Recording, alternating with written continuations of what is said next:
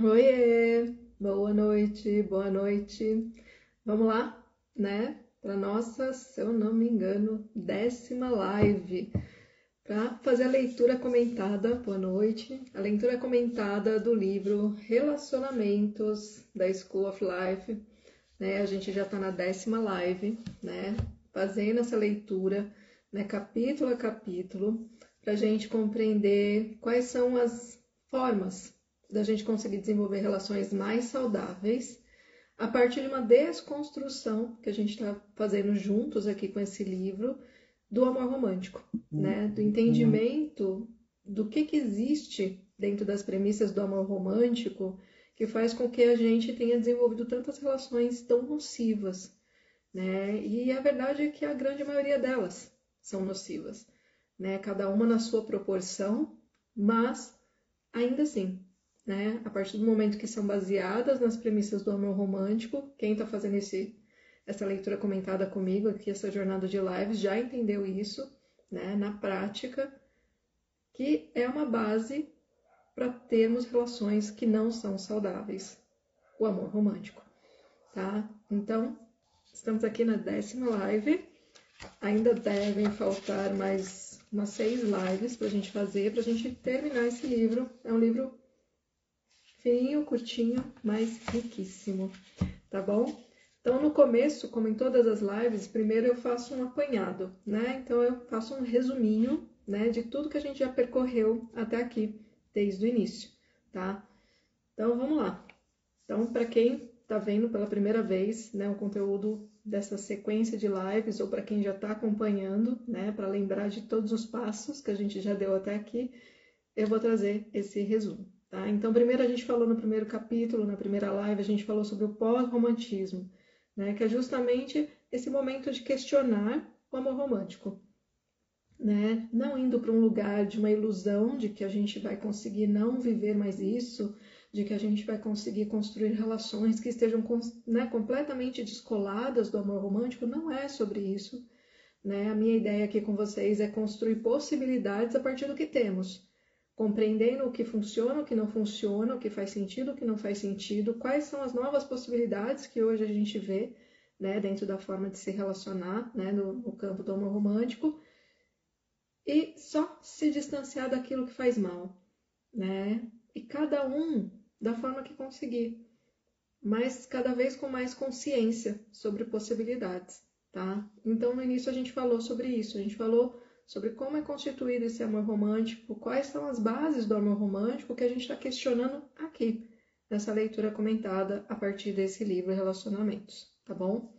Depois a gente falou sobre escolha do objeto, né, onde a gente entra no entendimento de como que a gente se apaixona pelo outro, como que a gente, entre aspas, escolhe a pessoa por quem a gente se apaixona, compreendendo, né, que existe aí todo um lugar, muitas vezes sintomático, né, muitas vezes relacionado a uma escolha inconsciente e não consciente como a gente acha que é.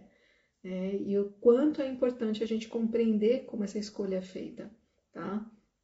Depois a gente falou sobre transferência, onde a gente entra no campo das projeções, né? Então, quando eu entro em contato com aquela pessoa, né, esse lugar onde eu transfiro sobre ela alguma figura familiar, alguma coisa que me é familiar, o que pode gerar muitos desencontros, né? Uma vez que eu começo a projetar no outro muitas coisas que não dizem respeito ao outro de fato, né? E que para eu conseguir diminuir isso, como em todas as lives eu estou frisando, a gente tem que ir para o lugar do autoconhecimento, né? Saber o que é meu para poder distinguir quando chega algo que é do outro. E ao mesmo tempo conseguir projetar o mínimo possível sobre o outro, tendo consciência de que aquilo que eu vou lançar não é sobre o outro, tá? Então isso a gente tratou quando a gente falou desse capítulo sobre transferência, sobre projeção.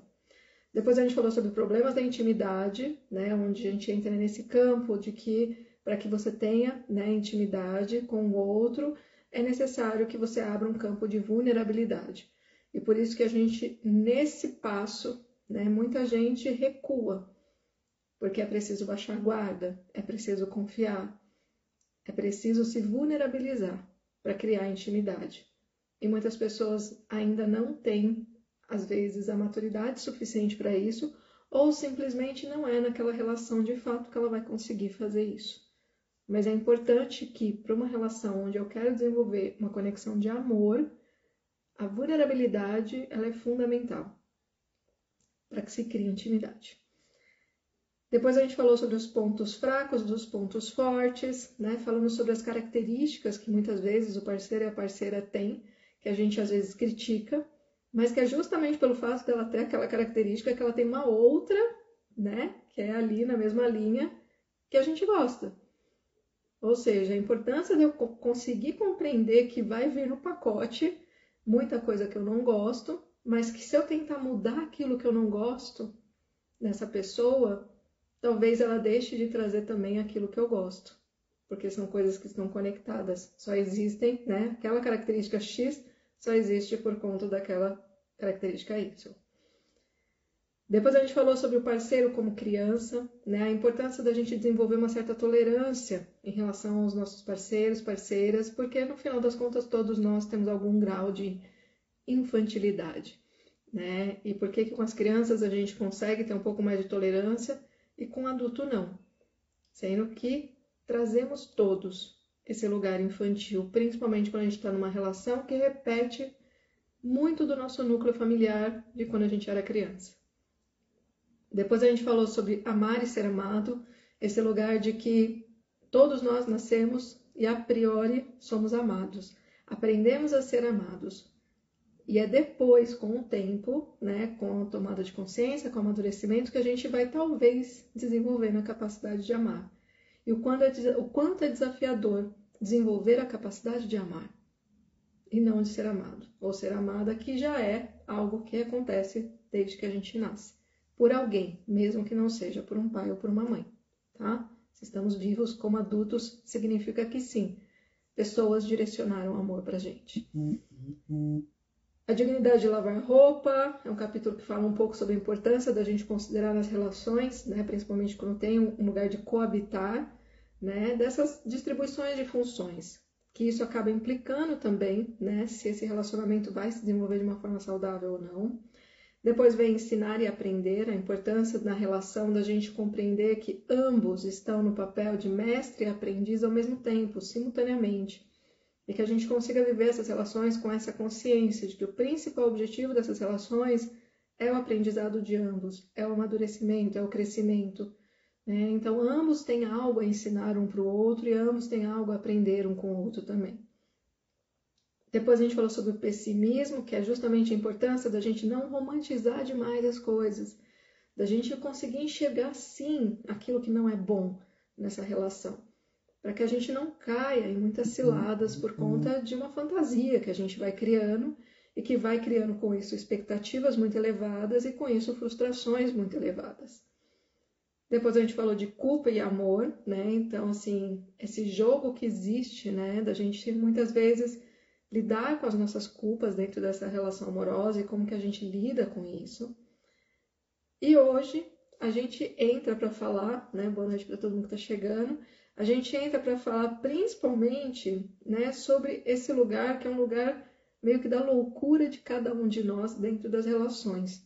Né? Então a gente vai começar com um capítulo que é anterior, mas que eu acho importante a gente trazer, que fala sobre boas maneiras e segredos, ou seja, a importância da gente não contar tudo.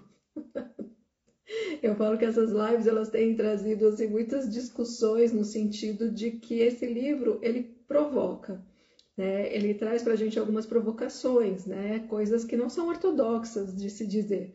Então, nesse capítulo que a gente vai abordar hoje, a gente está falando desse lugar que é importante a gente saber que nem tudo se deve contar dentro da nossa relação amorosa.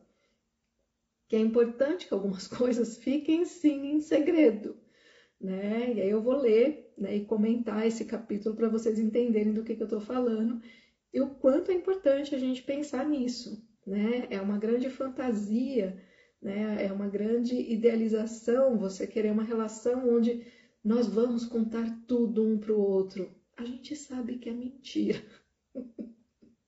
A gente sabe que ninguém conta tudo. A gente não conta tudo sobre nós nem pra gente mesmo, né? Que dirá para um outro.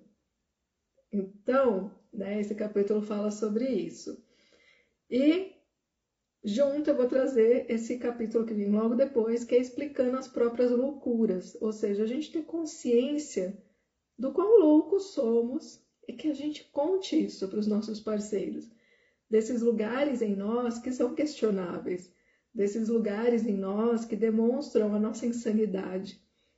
Que lógico, né? Só aqueles que de fato já fazem algum trabalho de autoconhecimento vão conseguir trazer isso para o parceiro, né? Porque já reconheceram em si, né, esses lugares, né, essas sombras, muitas vezes, que a gente chama, e o quanto é fundamental que a gente inicie a relação trazendo esse mapa dos sintomas para o outro, desde que a gente confie nesse outro, porque infelizmente muitas vezes, dependendo de quem é esse outro, do nível de maturidade, né, que o outro está, talvez ele acabe usando justamente aquilo que a gente coloca para ele como um lugar de loucura nossa, como uma arma no meio das nossas conversas, dos nossos conflitos.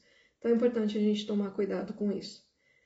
Então é isso que a gente vai abordar hoje, tá? Então, resuminho rápido para vocês de tudo que a gente viu até hoje, né? Até agora, nessas lives, e o que a gente vai conversar hoje.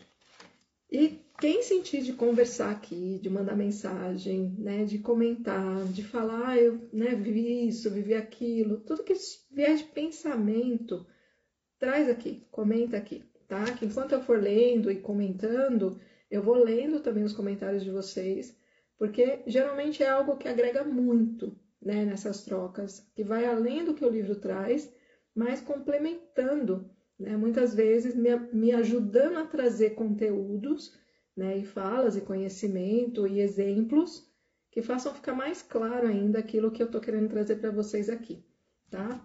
Então, a gente vai começar a leitura, lembrando que o livro é esse, Relacionamentos, da The School of Life. É um livro fininho e maravilhoso, de verdade, vale a pena, tá? Molhar o bico no chá. Ele vai ficar frio, né? Porque agora essa época do ano tudo fica frio muito rápido. E vamos lá. Então, se sentirem, comentem e a gente vai trocando aqui, tá bom? Teoricamente, via de regra, essa live tá durando 1h15, né? Todas elas eu tô terminando 9h15 mais ou menos, tá? Então, para quem quiser se programar, vai ser mais ou menos por aí que a gente vai caminhar. Bom, aqui ele começa falando boas maneiras e segredos, né? Então, a gente primeiro vai abordar um pouquinho esse capítulo e depois a gente vai para o outro, onde a gente vai entender por que é importante a gente mentir. Mentir não, mas omitir, né, coisas nas nossas relações. Aí aqui ele começa, né, falando, né, quantas coisas a gente aprendeu desde criança a fazer, né, no sentido de guardar segredos para que as pessoas gostassem da gente, né, como um lugar de boas maneiras.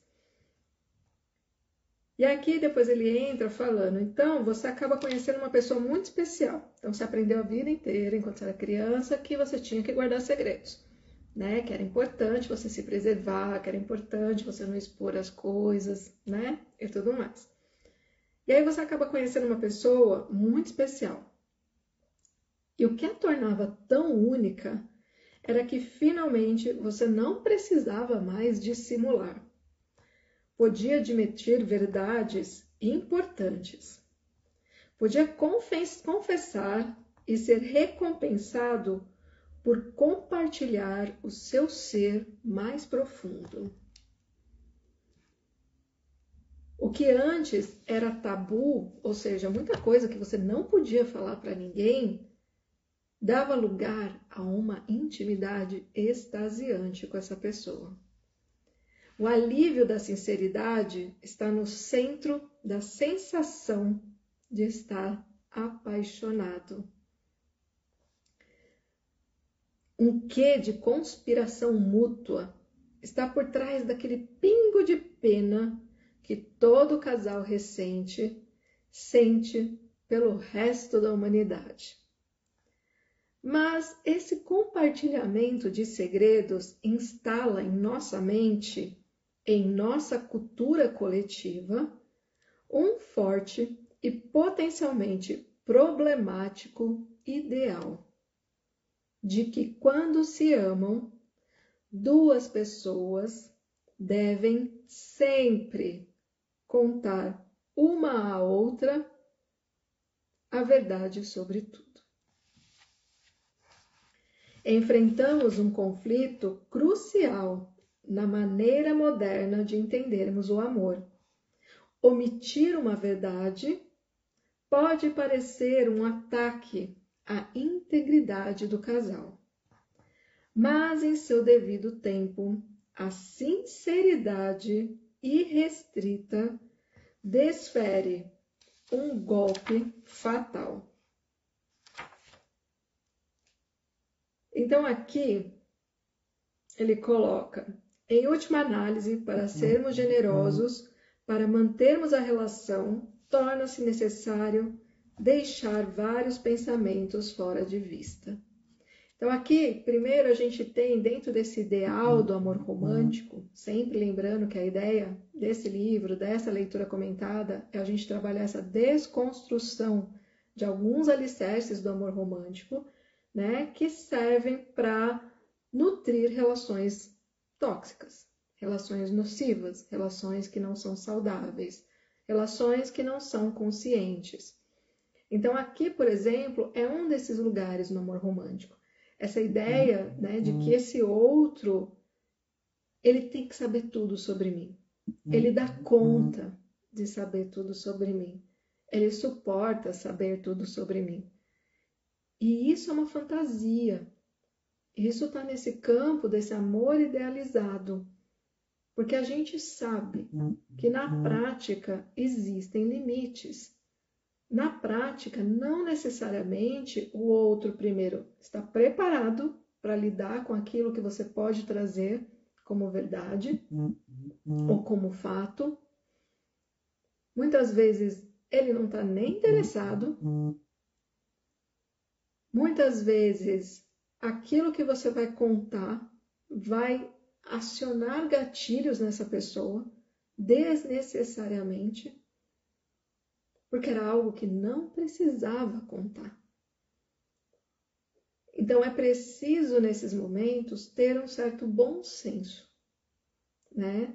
De compreender, ok, primeiro entender por que eu quero contar o que eu quero contar. É relevante para o outro? É relevante para a relação? O que isso pode trazer para a relação? Isso vai ajudar a gente a desenvolver intimidade? Ou pode trazer um cenário de agressividade? Pode, de repente, despertar no outro uma insegurança que ele não tinha. Então, aquela informação, ao invés de estar nutrindo a relação, ao invés de estar ajudando a construir um vínculo de confiança, está justamente construindo o oposto.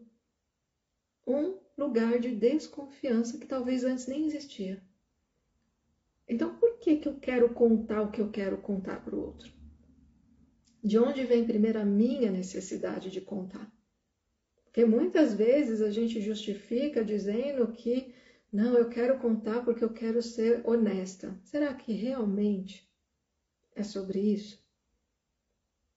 E muitas vezes, quando a gente se propõe a contar coisas na relação, às vezes a gente está fazendo isso partindo de uma ação autodestrutiva, de um lugar de autossabotagem que é inconsciente.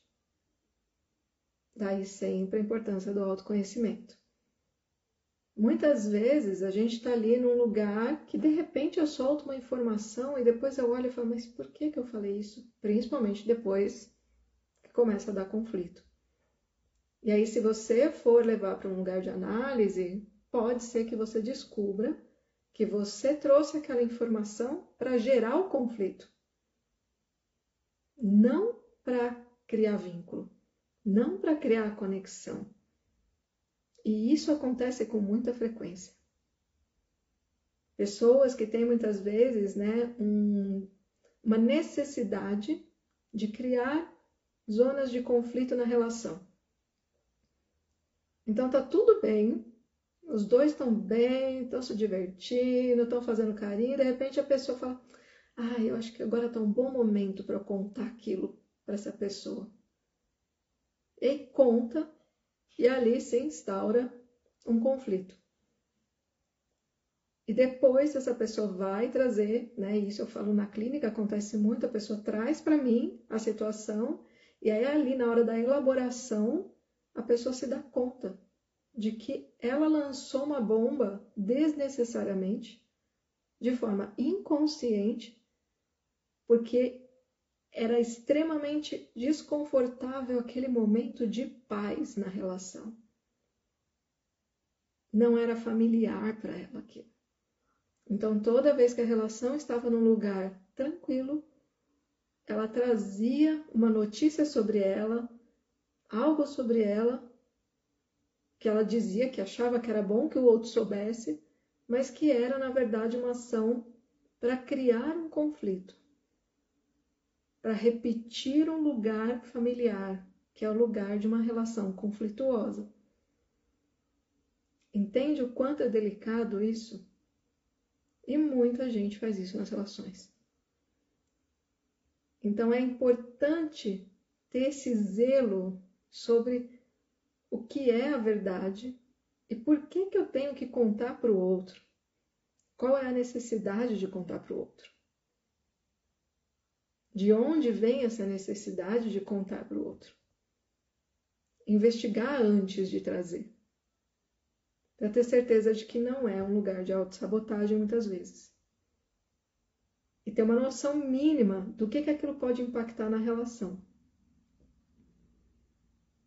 Certo? E aí, continuando. Alguns fatos sobre nós, pensamentos que tivemos, emoções que sentimos, talvez algumas coisas que fizemos, podem ser profundamente perturbadores para o nosso parceiro se forem revelados. A mágoa seria permanente e incurável. Desabafá-los em nome da sinceridade, na verdade, pode acabar prejudicando o amor. Devemos ter em mente, aí aqui, deixa eu ver até onde que eu vou, aqui ó. E caso alguém desconfie, e deveria mesmo, com bastante frequência, caso o relacionamento seja bom, de que o parceiro também pode estar mentindo sobre o que pensa, sobre a sua avaliação de trabalho do outro, sobre onde estava na noite passada, talvez seja melhor não sacar as armas e apontá-las para ele como um inquisidor incansável e agressivo, por maior que seja a vontade de fazer exatamente isso. Pode ser mais generoso, prudente e talvez mais fiel ao verdadeiro espírito do amor, fingir que simplesmente não notou.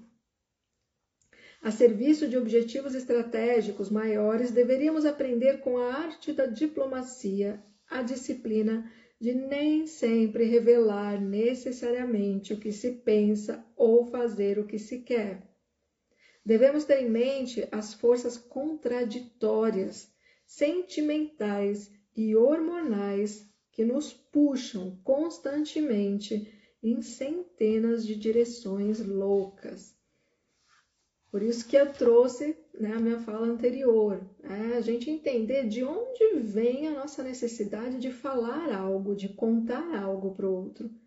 Essa é a primeira pergunta que a gente precisa fazer, para que a gente possa ponderar se a gente deve falar ou não aquilo, né? E não só o conteúdo, mas o momento, né, onde eu vou fazer isso. Mas falando desse lugar de não falar, é se perguntar por que eu quero falar isso? Por que eu preciso falar isso? Será que eu preciso contar isso? Isso vai ajudar na nossa relação nesse momento? Né? A que vai servir? Né? Qual é o serviço dessa informação? Isso é fundamental a gente se perguntar. Por quê? Justamente pelo que ele traz aqui. Né?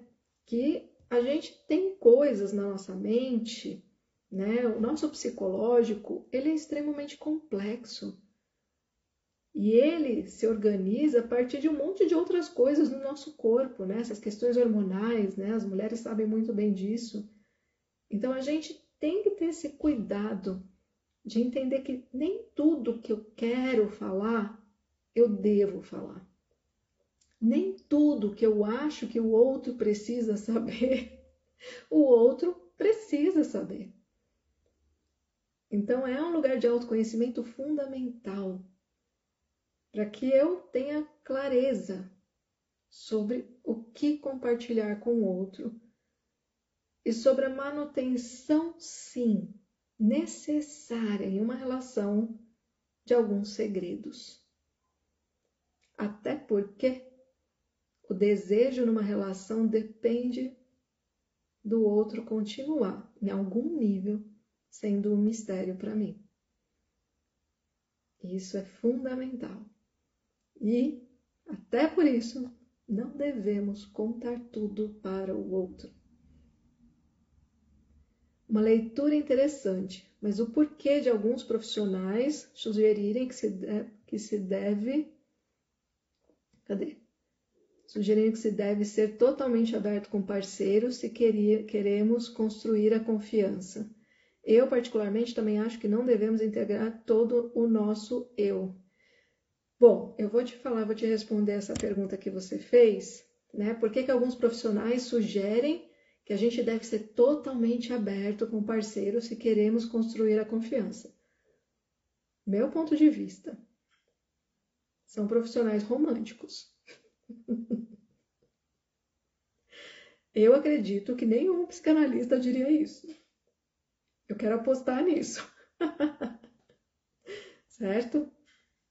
Porque isso para mim é uma visão romântica, né?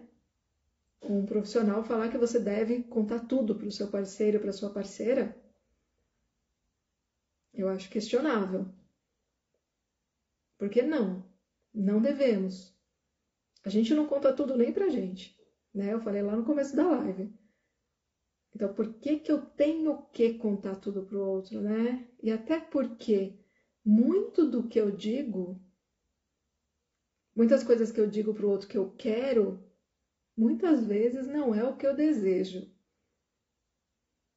né? Muitas vezes tem uma construção ali. Muitas vezes tem as repetições de padrão. Eu estou dizendo para o outro, né, que algo é importante para mim e, na verdade, talvez tenha uma vozinha em mim dizendo que não. Eu já vi muitos casais, né, onde a pessoa estava ali fazendo de tudo para, entre aspas, salvar o casamento.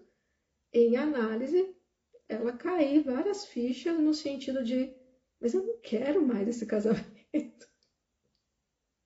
E ela falava um monte de coisas para essa pessoa que não era o que ela queria. Então ela não estava sendo honesta. Isso significa que muitas vezes a gente acha que está tendo uma relação ali com muita abertura, muita confiança, mas as nossas falas carregam muitas mentiras que a gente está contando para a gente mesmo. Só para a gente poder encaixar aquela história em um ideal. E não no lugar que a gente realmente deseja. Não sei se ficou claro. Então, falando por mim, tá? Para mim, um profissional, um terapeuta que traz esse tipo de fala, ele é romântico. Ele não está, de fato, considerando todas essas loucuras que existem na mente do ser humano. Para não atentar essas pessoas sobre o cuidado que devemos ter sobre aquilo que vamos falar, sobre aquilo que vamos dizer dentro de uma relação. E aqui, mais uma vez, a gente está falando de uma relação romântica, mas serve para todas as relações. Eu não vou contar tudo que talvez eu pudesse contar para nenhuma pessoa. Inclusive amigos, filhos, familiares. Deixa eu ver se tem mais algum comentário. Então, esse é o meu ponto de vista, tá? Eu confio, né, muito nessa abordagem que está nesse livro. Até por isso eu trago esse livro já pela segunda vez aqui. Porque eu realmente confio que isso faz sentido. E por isso que ele é um livro que provoca. Porque não é algo comum da gente ouvir por aí. Fala assim, a Mayra está falando para mentir. Ninguém falou sobre mentira. Mas sim, sobre não contar tudo. Contar aquilo que é relevante. Contar aquilo que eu consigo ter um mínimo de clareza de que está alinhado com o que eu realmente sinto. E que vai, de alguma forma, construir uma possibilidade de ampliação de vínculo, de confiança com aquele outro. É fácil a gente conseguir fazer isso? Não, porque qual que é a tendência? Da gente trazer um monte de falas que vão para esse lugar de autossabotagem. Da gente trazer um monte de verdades, por exemplo, entre aspas, no momento de um conflito. Então tá ali, a pessoa te provocou em algum lugar, engatilhou você em algum lugar, e naquele momento você blá, blá, blá, blá, blá. Não, eu tô falando, eu vou falar todas as verdades para você agora. Agora chegou a hora da verdade. Onde que isso cria vínculo? Onde que isso é saudável? Entende? Então, assim, não sei aqui, né, quem já teve relações assim, que viveu situações, eu não vou contar as minhas, mas eu tive muitas situações que eu contei verdades, né, que teoricamente eu poderia romantizar dizendo que eu contei aquela verdade, né, para justamente mostrar para o outro o quanto eu estava inteira na relação, e não foi. Muitas vezes a gente traz alguns lugares ali que, na verdade, é para fazer com que o outro fique mais inseguro, na ilusão de que ele ficando mais inseguro, ele vai se esforçar mais para eu amar mais. Então tem um monte de ciladas que a gente cria também a partir dessa narrativa de que eu tenho que contar todas as verdades para o outro. Enfim, estou aqui abrindo várias janelinhas, né, para justamente exemplificar para que vocês possam olhar para esses lugares e para essas verdades ditas, que na verdade muitas vezes são malditas. É sobre isso, né? Nada ortodoxo essa linha de pensamento, eu sei, mas aqui é sobre isso. Sempre. A gente trazer aquilo que é provocativo mesmo, aquilo que é para a gente pensar diferente da forma romântica de pensar, que seria: digam toda a verdade para o seu amor, né? Você precisa contar tudo. Isso é uma visão romântica, infantilizada, inocente, ingênua e muitas vezes dissimulada também, né? Aí aqui ele continua, aqui, ó, devemos ter em mente, boa noite, devemos ter em mente as forças contraditórias, sentimentais e hormonais que nos puxam constantemente em centenas de direções loucas. Dar crédito a cada uma delas seria anular qualquer possibilidade de levar uma vida coerente. Nunca avançaremos nos projetos maiores se não conseguirmos suportar, pelo menos por algum tempo, a insatisfação interior e a falta de autenticidade exterior, no mínimo em relação às sensações passageiras, como o desejo de mandar os filhos embora, terminar o relacionamento ou coisar, né, com desconhecidos. Isso seria atribuir um peso excessivo a todos os nossos sentimentos e deixar que sejam sempre estrelas guias da nossa vida. Somos aglomerados químicos caóticos com extrema necessidade de princípios básicos para guiar as nossos breves rompantes de racionalidade. Deveríamos nos sentir gratos pelo fato de que às vezes as circunstâncias externas estão desalinhadas do que sentimos no fundo do coração. Provavelmente é um sinal de que estamos no caminho certo. Então aqui a gente encerra essa conversa, né, sobre a importância da gente filtrar as verdades, né, dentro das nossas relações. Compreender que é uma visão totalmente romântica a gente achar que a gente deve contar tudo para o outro, até porque a gente sabe, né? Dentro da nossa cabecinha, a gente sabe que a gente não conta. Então é, inclusive, um lugar extremamente hipócrita, né? Alguém que diz, não, ele sabe tudo sobre mim. Mentira! Eu, como analista, sei muito mais dos parceiros e parceiras do que eles entre eles. Por isso eu posso provar que eles não sabem tudo, né? Não existe isso, né? A frase que eu mais ouço na clínica é isso, de que eu sou a pessoa que mais sabe sobre a vida dessas pessoas, ou seja, os parceiros e parceiras não sabem o tanto que eu sei. Então não existe nenhuma relação, pelo menos até hoje que eu tenho acompanhado, que alguém de fato conta toda a verdade, né? Eu falo que eu sei mais do que o padre. Bom, vamos lá. Eu falando besteira aqui, vou entrar num capítulo interessante, né? Explicando a própria loucura. Deixa eu ver que horas são. Temos tempo, né? Então aqui é um capítulo que eu acho ele bem interessante, né? Porque é sobre isso, é sobre a gente conseguir entender que existem lugares em nós, que são esses lugares, né, da nossa loucura, que fazem com que seja muito arriscado a gente querer falar toda a verdade, né? E aí aqui nesse capítulo ele dá continuidade nessa consciência de que existem partes nossas que elas nos deixam em situações bem constrangedoras, né? E que é importante dentro de uma relação que eu quero construir na base da confiança, da criação do vínculo, da intimidade, que no início dessa relação a gente possa estabelecer um lugar de diálogo onde a gente possa trazer um pouco, né, um pequeno mapa para essa outra pessoa sobre as nossas loucuras. Então é um capítulo bem interessante, né? E mais uma vez é um livro que eu acho ótimo porque ele traz isso, e eu até então em nenhum livro sobre relacionamento que eu já li é falado sobre isso, né? E isso sim é muito importante, e isso é o que a minoria faz, né?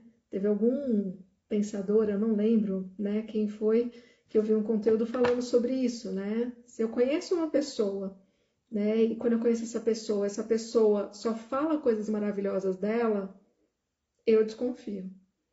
Agora, se eu conheço uma pessoa que chega para mim e fala assim, olha, eu tenho esse problema, eu tomo esse remédio, eu não sei o quê, aquilo já, de alguma forma, me desperta um lugar de tem alguma coisa interessante aqui. Existe uma janela para a criação de vínculo aqui. A partir do momento que, logo nos primeiros encontros, a pessoa traz algum tipo de vulnerabilidade. Ela é capaz de falar sobre algo nela que é falho, que é trincado. Isso é maravilhoso, né? Então, toda vez que eu conheço alguém que não consegue trazer isso, que só traz as maravilhas, né? Tudo de bom, tudo de maravilhoso que tem, é uma pessoa que normalmente não me atrai muito.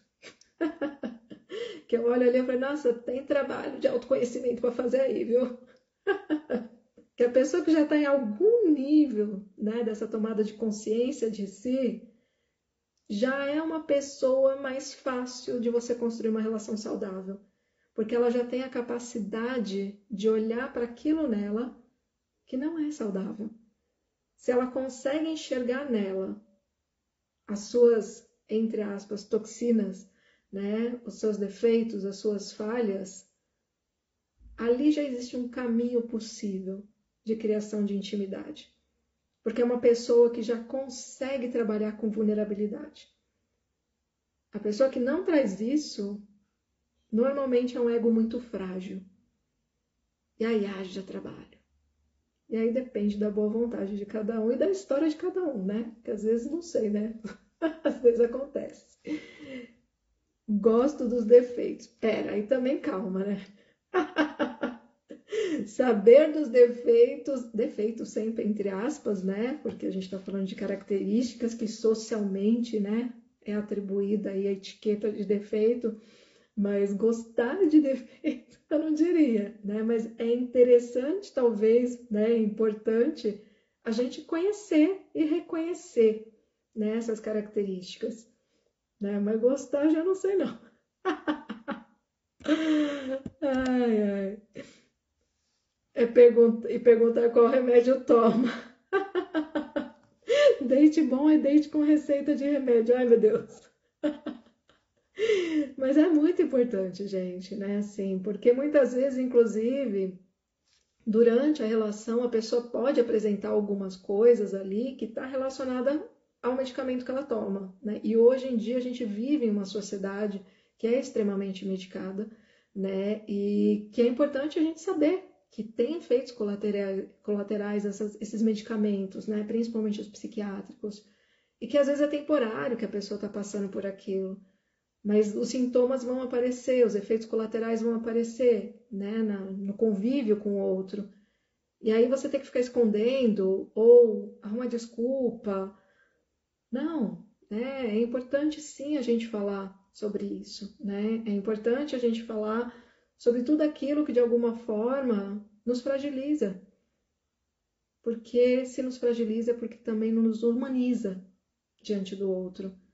Né? E é muito gostoso quando você está com alguém que consegue alcançar esse lugar da humanidade, né? Que não é o super-herói e nem a Mulher Maravilha, né? Olha o Cid aí, né? Já leva o código.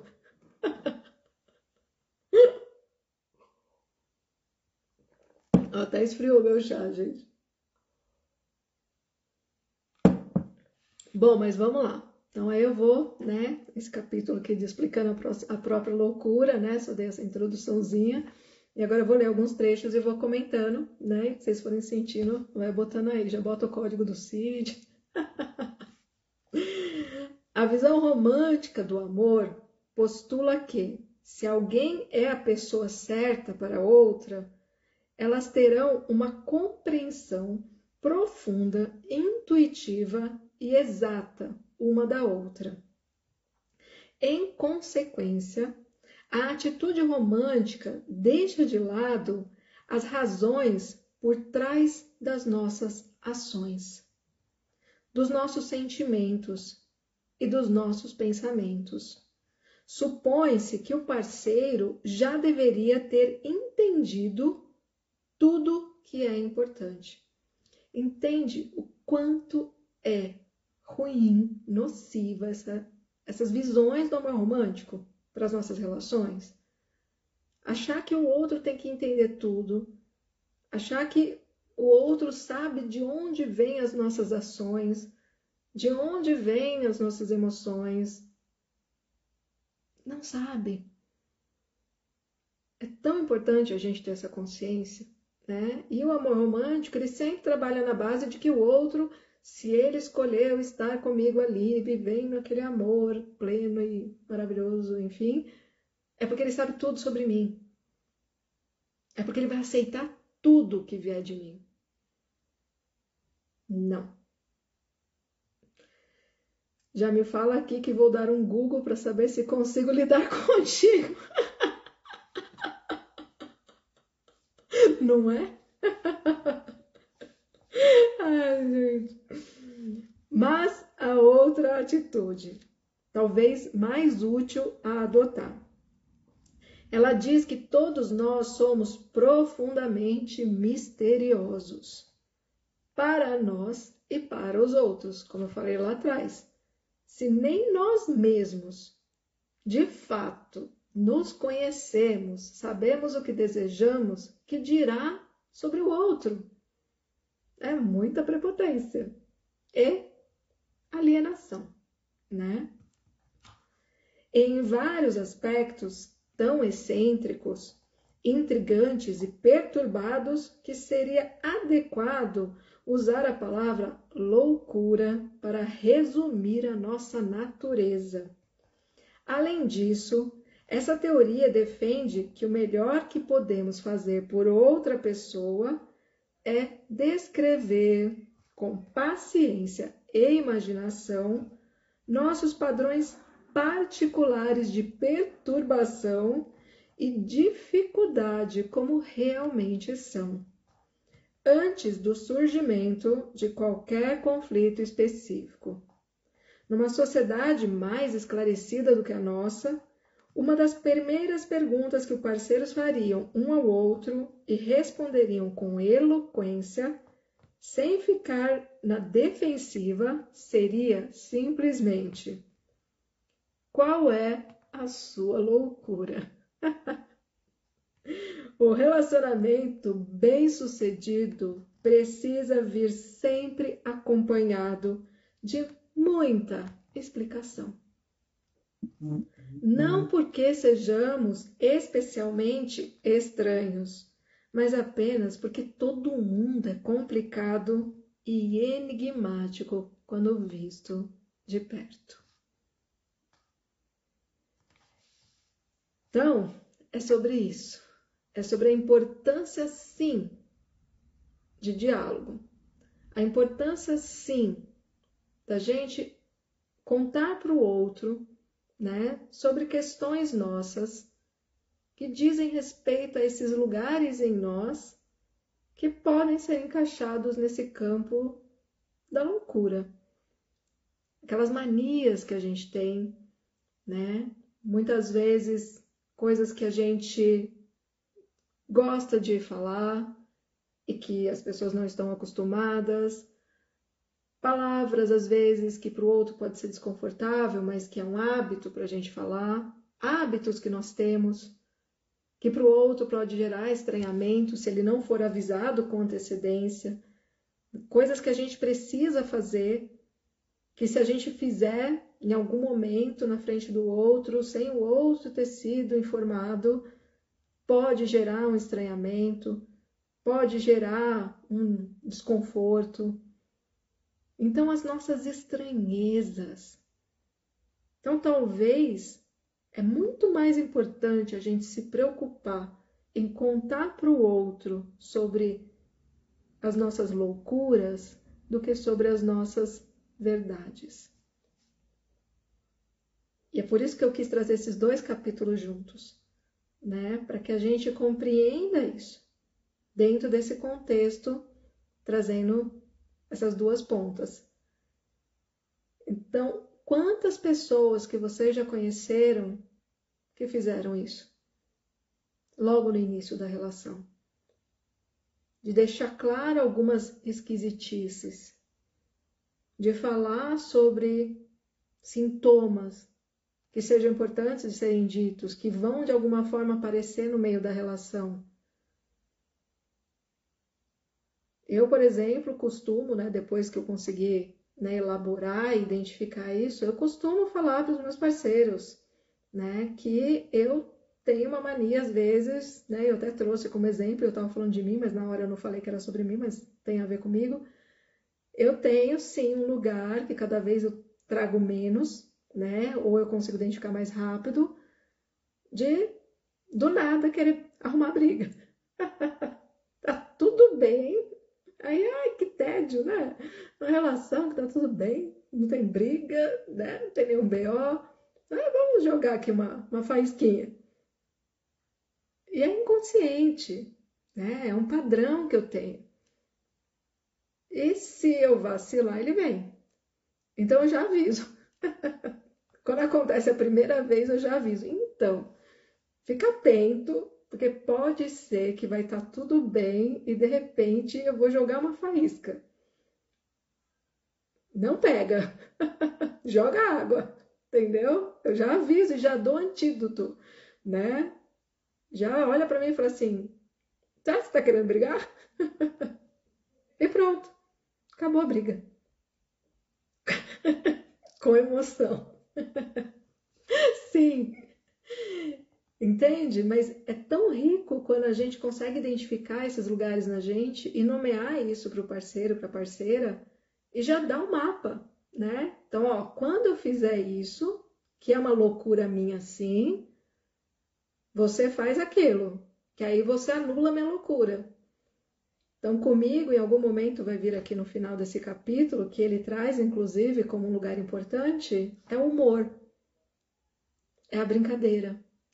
Então, é quando eu percebo que o outro está entrando em algum lugar esquisito dele, né? Nesse tipo de coisa, por exemplo, de contexto, eu brinco, eu faço uma piada, mas não uma piada para machucar o outro, não uma piada para ridicularizar o outro, mas para mostrar para o outro que está tudo bem,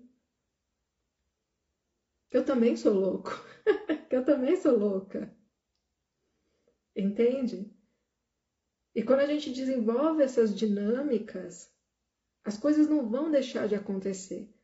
Não vai deixar de acontecer situações onde a gente vai trazer partes nossas que são danosas para a relação, mas o outro já reconhece que aquilo é uma esquisitice nossa, que aquilo é um hábito ruim nosso, e se ele tiver num dia bom, ele nos ajuda a voltar para o nosso roteiro de uma relação saudável e vice-versa. A questão do remédio é a mesma coisa que a gente já trouxe aqui. Eu entender que a pessoa tem ali, está no momento, sei lá, num quadro depressivo, ou não tem um quadro de ansiedade. Se é uma pessoa que tem ansiedade, assim, que sofre, né, com a questão de se você fala para ela uma informação que gera nela, né, uma certa ansiedade, que é sobre algo que talvez aconteça, pensa antes de trazer para essa pessoa, né? Lembra que ela tem esse quadro, lembra que ela está, nem sempre, mas talvez ela esteja sendo medicada.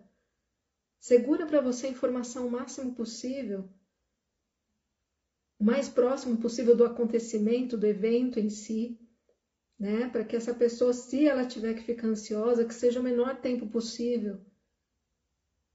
Tenha certeza, dependendo do que você vai lançar de informação para a pessoa, que se acionar um gatilho, porque talvez ela tenha ali uma questão, que ela tenha suporte perto dela, caso aconteça alguma coisa.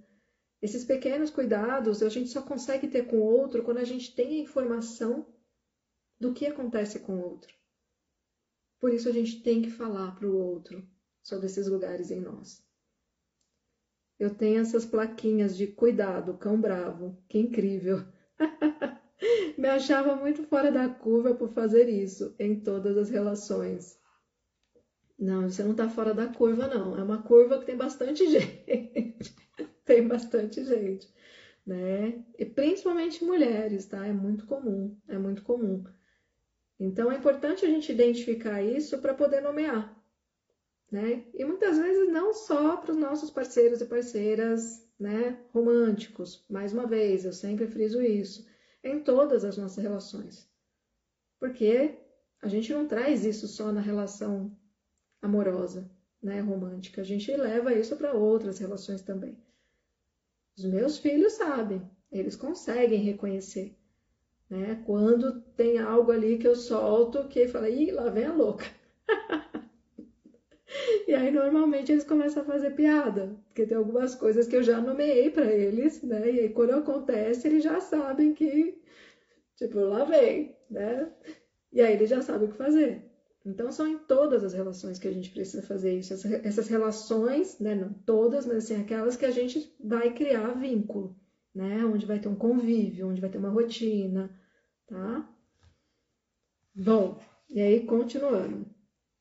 Deixa eu ver quanto que falta de tempo de texto.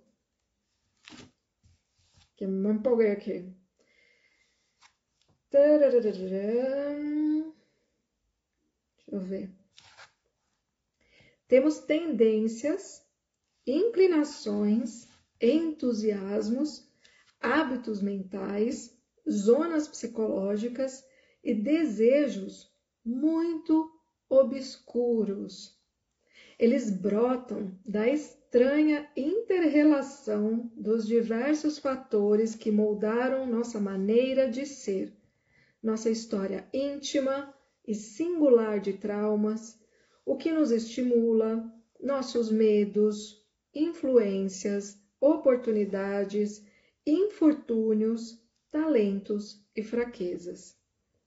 Vistas de forma adequada, com generosidade, nossas maiores loucuras não são, de fato, maldosas ou cruéis. São apenas características incomuns que não se encaixam na imagem de como um adulto normal deveria ser. A prioridade, portanto, é tentar, da melhor maneira possível, ajudar o parceiro a nos entender. E aqui eu queria só abrir um parênteses nesse lugar de são apenas características incomuns que não se encaixam na imagem de como um adulto normal deveria ser. Então, aqui no livro ele traz, inclusive, com essas aspas, né? E eu sempre gosto de falar normal com aspas, né? Para que a gente sempre lembre o que é normal, socialmente falando, né? Normal é a norma, é o mais comum, né? Não é o melhor. Não, então, as pessoas que se dizem normais, se a gente olhar para aquilo que está acontecendo com o mundo e que estão acontecendo por conta das ações em massa, que são as ações dessas pessoas que estão na norma, que são normais, eu não diria que ser normal é algo bom. Então, eu senti de trazer essa aba para a gente refletir sobre isso também, né?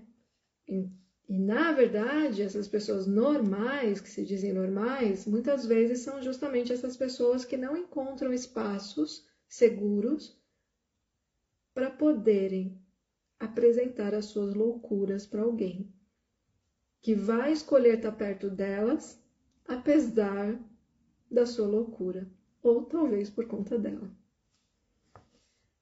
Voltando desse parênteses,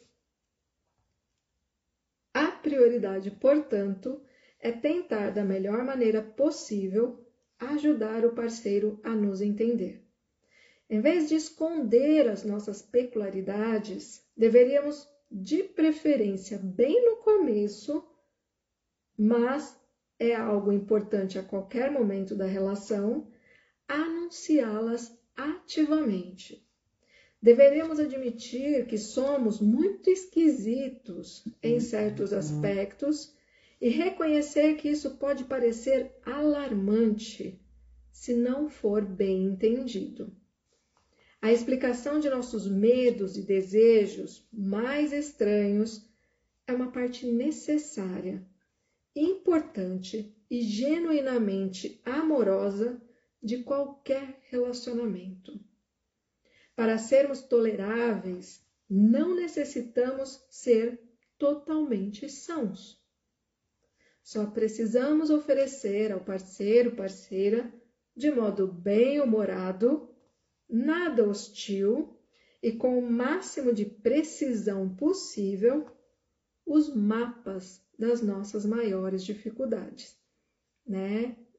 Que foi o que eu já trouxe lá atrás, né? A importância da gente trazer o nosso mapa para o outro. Então, tudo aquilo que a gente vai descobrindo sobre nós mesmos, tudo aquilo que sabemos sobre nós mesmos, que a partir de um bom senso, a gente desconfiar que vai implicar, que vai de alguma forma impactar a nossa relação com esse outro, com essa outra, é importante que a gente passe esse mapa para o outro e para a outra. E aí a gente pode, eu gosto muito dessa analogia com o mapa, né? Porque a gente pode pensar, por exemplo, você chegando numa cidade que você nunca foi, sem um mapa. Como vai ser a sua experiência sem um mapa e com um mapa? Uma coisa é você ter o mapa, em algum momento, em algum lugar, em algum dia, você decidir, quer saber? Hoje eu vou sair sem saber para onde, mas eu tenho mapa. Então, caso, enquanto eu estiver nesse lugar que eu quero explorar livremente, eu sinta que eu estou perdida demais, eu tenho mapa. Eu vou lá e checo no mapa. Como que eu posso voltar para o ponto de partida, por exemplo? Qual é o caminho que eu tenho a partir daquele ponto? E isso serve para as nossas relações. Então, eu nomear para o outro esses lugares em mim, que são lugares importantes, como pontos turísticos, ou lugares em obra. Aí eu começo a viajar, tá, gente? Comecei a gostar bastante dessa ideia do mapa, né? Desse mapa das nossas emoções, características e loucuras, né? Mas é importante isso, né? Eu nomear para o outro, né? Quais são os pontos aqui que está em obra, que está em reforma, né? Neste ser que sou eu. Quais são os abismos? Onde ficam os abismos? Que ele tem que tomar cuidado. Onde são os lugares que tem risco de, como fala? De desabamento. É bem interessante a gente fazer essa analogia. Então, que a gente entregue esse mapa desde o início. Mesmo que a gente vá entregando aos pouquinhos. Não precisa entregar o mapa inteiro. Até para ficar divertido. Mas as principais partes no início, entrega para a pessoa. E sempre lembrando que mapa não é território. Então, eu entrego um mapa para uma pessoa, a forma como ela vai navegar naquilo vai depender também do mapa dela. Então, cada pessoa que recebeu o meu mapa, ela vai explorar essa relação de uma maneira diferente. Mesmo que o mapa, entre aspas, seja o mesmo.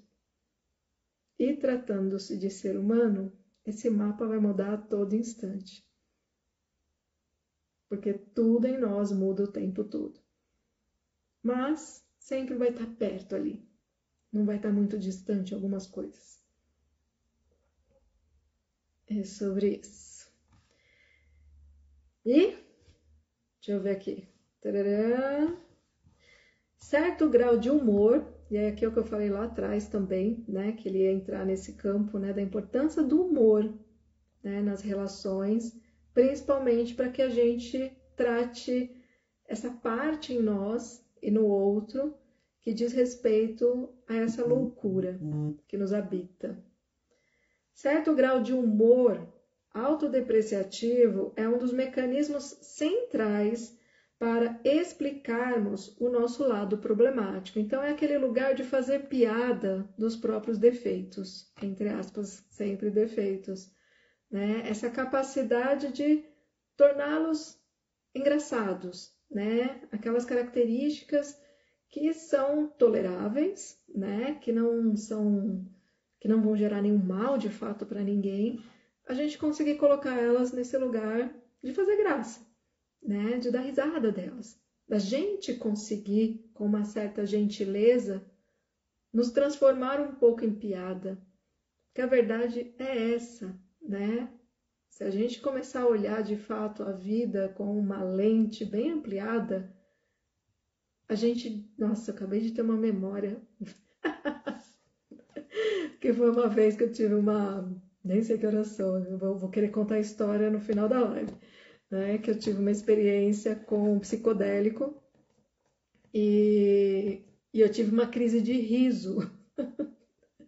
Quando veio para mim uma consciência de que a vida não era nada, de que a vida era uma grande piada. E eu comecei a rir compulsivamente, né? Eu estava com um terapeuta me acompanhando nesse trabalho, né? E ele também teve crise de riso, porque eu comecei a rir, eu falei, gente, a vida não é nada. Tudo isso é muito engraçado, tudo isso é uma piada, né? Então essa capacidade da gente começar a olhar a vida com mais leveza, começando por nós mesmos. E por todas essas singularidades, incluindo isso que socialmente a gente chama de defeitos, né? É sobre isso. Então, o humor, aí é que ele fala, né? Certo grau de humor autodepreciativo é um dos mecanismos centrais para explicarmos nosso lado problemático. E fica na ponta oposta da verdadeira inimiga do amor. Qual é? A arrogância. A verdadeira inimiga do amor é a arrogância. E eu colocaria aqui de mãos dadas com ela o orgulho.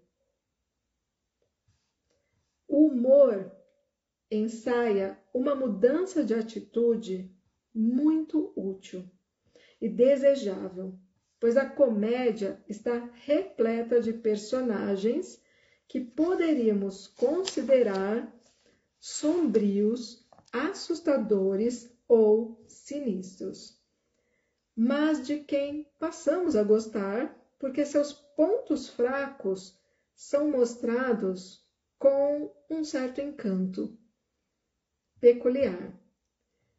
Seus vícios nos são apresentados ao lado de algumas qualidades profundamente encantadoras.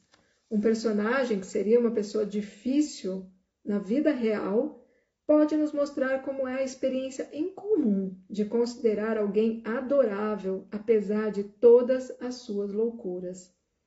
Ele pode ser dissimulado, egoísta, snob e rude, mas mesmo assim descobrirmos que gostamos dele. Essa realização extraordinária dos bons comediantes nos ajuda a ver a mudança que precisamos fazer. O relacionamento dá um imenso passo adiante quando as partes envolvidas conseguem deixar de ver a pessoa amada como uma idiota irritante e passam a considerá-la um bobo adorável. Nesse sentido, a comédia desenvolve uma ideia esboçada pela primeira vez, né? E aí aqui ele fala um trecho que, na verdade, eu vou pular. Não já nem riscados daqui, que já vai para um outro contexto que eu acho que não cabe aqui. Aí, para a gente ir terminando, né? A comicidade nos leva a uma concepção mais benevolente dos outros e, por extensão, das características potencialmente incômodas de nós mesmos e das pessoas mais próximas. No centro da maioria de boas comédias há um brilhante ato de explicação. Os realizadores se concentram num personagem que normalmente seria considerado esquisito e irritante, e assim nos levam a perceber que ele não precisa ser visto dessa forma. Em vez de encobrir ou condenar as esquisitices, eles exploram as constantes possibilidades de amor em meio aos enlouquecedores defeitos da natureza humana. Para que os relacionamentos perdurem, parece que nós também temos que adotar alguns pontos de vista dos roteiristas das melhores comédias. E aí aqui dentro desse lugar, né, desse capítulo que fala sobre esse espaço, né, da nossa loucura e da importância da gente conseguir identificar que nós temos, né, essa loucura em nós e o outro também tem as loucuras dele, a gente fecha esse capítulo também com essa consciência da importância do humor nas relações, né, em vários contextos. E principalmente nesse lugar de conseguirmos de alguma forma rir de nós mesmos, né? Que a gente consiga encontrar graça em tudo aquilo que é estranho em nós e no outro, mas que não é nocivo, que não é algo que vai nos fazer mal, mas que faz parte da nossa loucura, faz parte da nossa estranheza, faz parte de ser humano também, esse lugar da insanidade. Então é muito importante o humor, fazer graça, né? E é de graça. Sai mais barato do que ter que pagar terapia de casal. E eu vejo muitos casais que eu acompanho que a relação melhora muito quando eles começam a rir juntos mais vezes. É realmente transformador. E a rir deles mesmos, sabe? A rir das situações. A hora que começa a brigar, de repente, um olha pro outro e fala: cara, a gente é muito doido. Né? Eu já tive narrativas assim, né? Deles me trazerem, que de repente um olhou pra cara do outro: a gente é muito doido. E aí começaram a rir.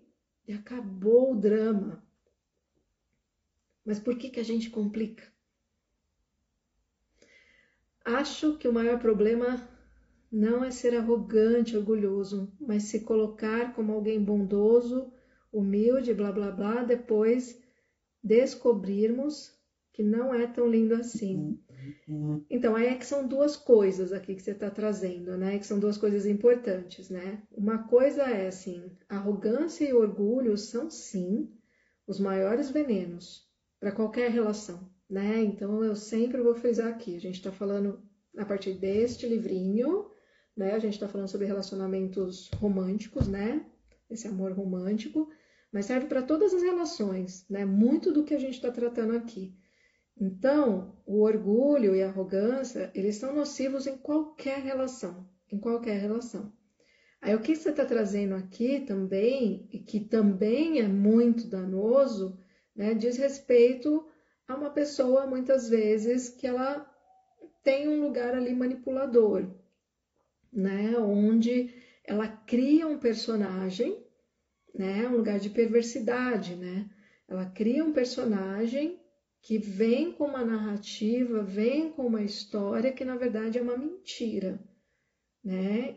E aí essa pessoa se aproveitando, entre aspas, né? Mas assim, compreendendo que a outra pessoa é ingênua, que normalmente é sobre isso, né? A gente trabalhou isso, né? No conto do Barba Azul, né? A gente falou sobre esse lugar, dessa ingenuidade que faz com que a gente atraia, né? A pessoa ingênua, ela acaba atraindo uma pessoa que é manipuladora e que encontra na pessoa ingênua essa vítima perfeita, essa presa perfeita, né? E aí essa pessoa cria um personagem, te encanta, te seduz, e aí quando você é apreendida, aí ela vai realmente, né, te fazer muito mal.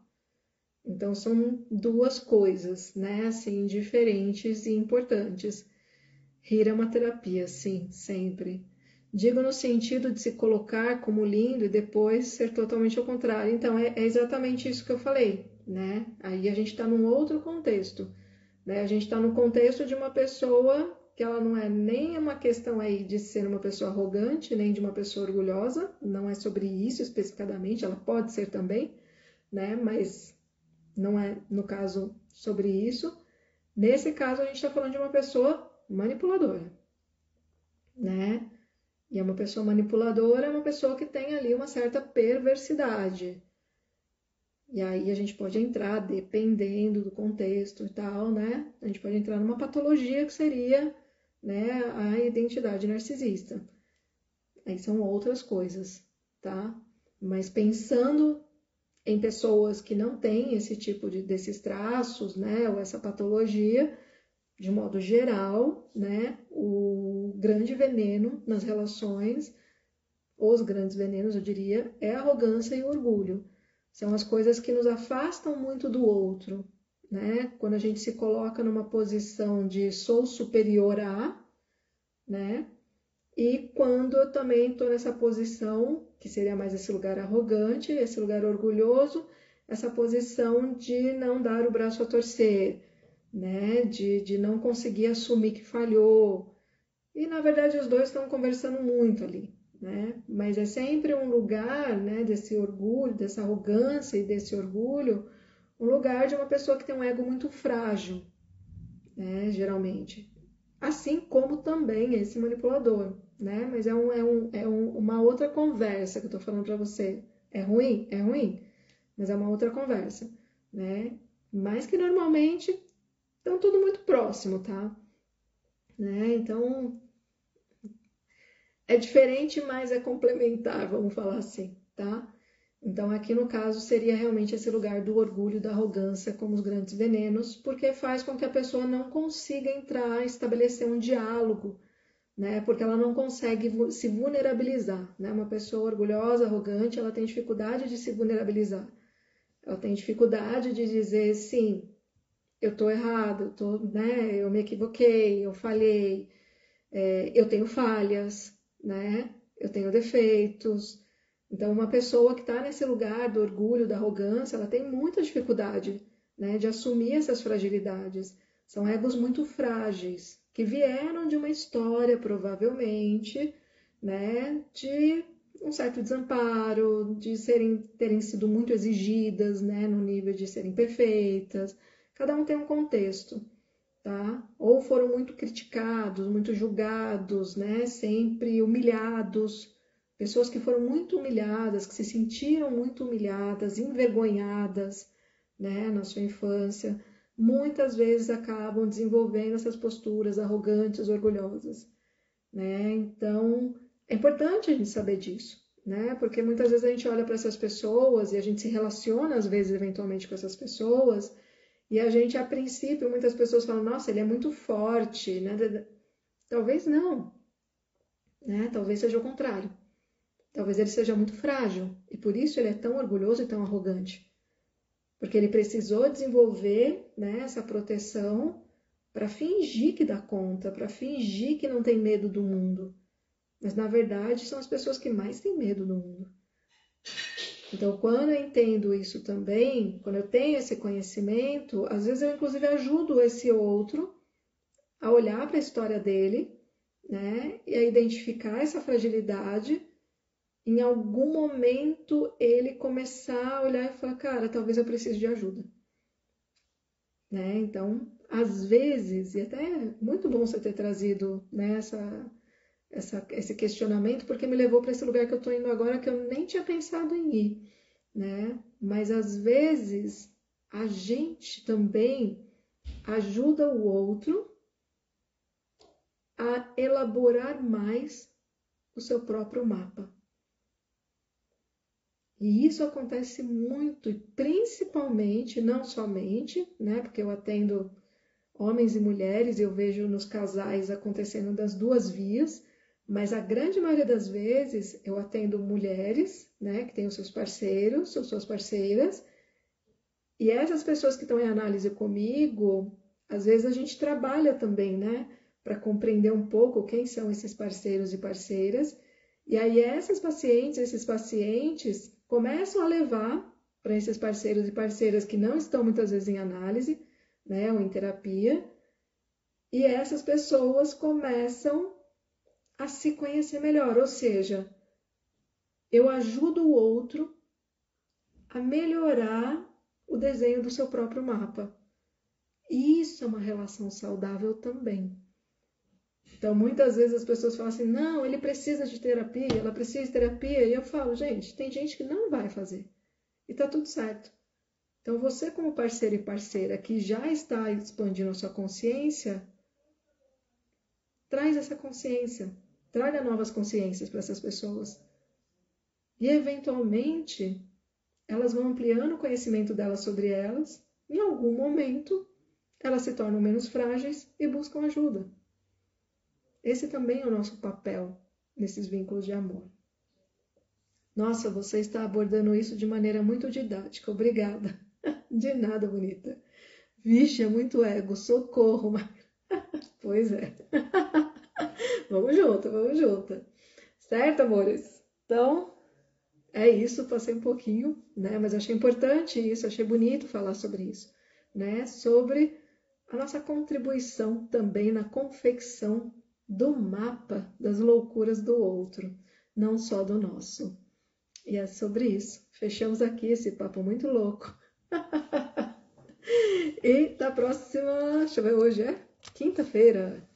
No domingo, às 20 horas, estaremos aqui novamente para a próxima live, onde a gente vai falar sobre... Olha, isso é bem interessante. Arrasou. Valeu.